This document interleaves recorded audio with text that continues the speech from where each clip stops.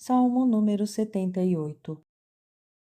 Ação divina na história de Israel. Um poema da família de Asaf. Escuta meu ensino, ó povo meu, presta atenção às palavras da minha boca. Em parábolas abrirei a minha boca, proferirei enigmas do passado. O que ouvimos e aprendemos, o que os pais nos contaram, não o ocultaremos aos filhos. Transmitiremos à geração vindoura as gloriosas realizações do Senhor, seu poder e as maravilhas dos seus feitos. Ele estabeleceu uma lei em Jacó, determinou um código de conduta em Israel, ordenou a nossos pais que o ministrassem a nossos filhos, para que a geração seguinte o aprendesse, e os filhos que haviam de nascer, quando maduros, o transmitissem igualmente a seus filhos, para que depositassem em Deus sua confiança e não se esquecessem dos feitos de Deus, mas guardassem seus mandamentos, a fim de não se tornarem como seus pais, geração indócil e rebelde, geração de coração inconstante e espírito infiel a Deus. Se os filhos de Efraim, arqueiros armados, retrocederem no dia do combate, é porque, não guardando a aliança de Deus, recusaram seguir a sua lei.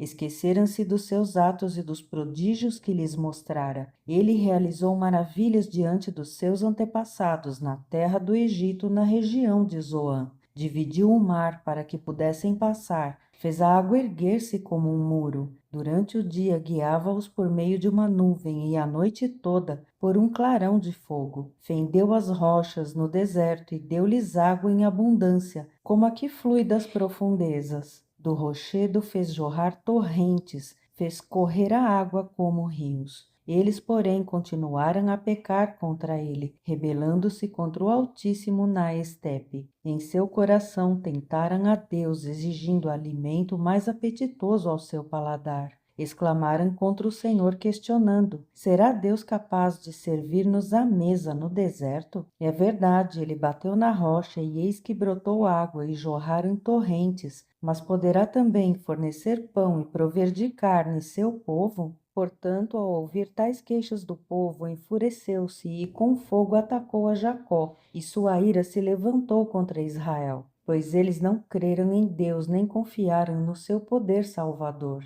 Deu ordem às nuvens do alto e abriu as comportas do céu. Fez chover maná sobre o povo para que se alimentassem. Deu-lhes o trigo do céu. Cada pessoa se alimentou do pão dos anjos, enviou-lhes comida à vontade. Mandou do céu o vento oriental e, por meio do seu poder, fez avançar o vento sul. Então fez chover carne sobre eles como grãos de areia, bandos de aves como a areia da praia. Levou-as a cair dentro do acampamento, ao redor de suas tendas. Comeram até se fartarem, e assim ele satisfez o desejo do coração deles. Contudo, antes de saciarem o apetite, quando ainda mastigavam a comida que lhes restava na boca, desencadeou-se a ira de Deus contra aquele povo, semeando a morte entre os mais valentes, abatendo os jovens de Israel. Apesar disso, continuaram pecando, não creram nos seus milagres. Por isso, ele encerrou os dias deles como um sopro e os anos deles em repentino pavor.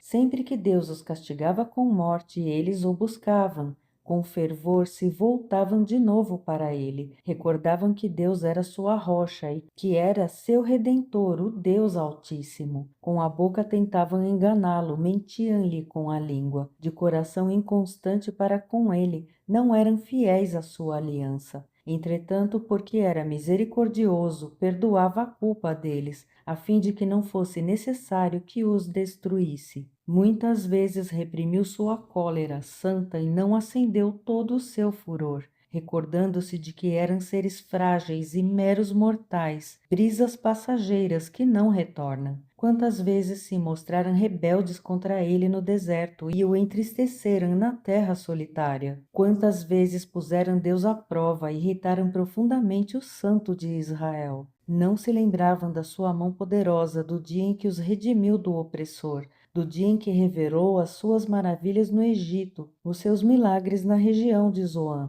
quando transformou os rios e os riachos dos egípcios em sangue, e eles não mais conseguiam beber das suas próprias águas. E mandou enxames de moscas que os molestaram, e rãs que os devastaram. Quando entregou suas plantações às larvas, a produção de terra aos gafanhotos, e destruiu as suas vinhas com a saraiva e as suas figueiras bravas com a geada, quando entregou o gado deles ao granizo, os seus rebanhos aos raios, quando os atingiu com sua ira ardente, com furor, indignação e hostilidade, com muitos anjos destruidores. Abriu caminho para a sua ira, não poupou da morte suas almas, mas entregou suas vidas à peste. Feriu todos os primogênitos do Egito, as primícias da virilidade nas tendas de Cam. Fez partir seu povo como um rebanho e os conduziu como ovelhas pelo deserto. Guiou-os com segurança, sem temores, enquanto o mar cobria os inimigos. Fê-los entrar em seu domínio sagrado até a montanha que sua destra conquistara. Diante deles expulsou nações e, por sorteio, repartindo o patrimônio, instalou em suas tendas as tribos de Israel. Eles, no entanto, puseram Deus à prova e foram rebeldes contra o Altíssimo. Não obedeceram às suas prescrições. Desertaram e, como seus pais, o atraiçoaram, envergando-se como um arco frouxo. Com seus altares idólatras, eles o irritaram tremendamente. Com seus ídolos lhe provocaram ciúmes. Deus ouviu e se indignou e com veemência repudiou Israel.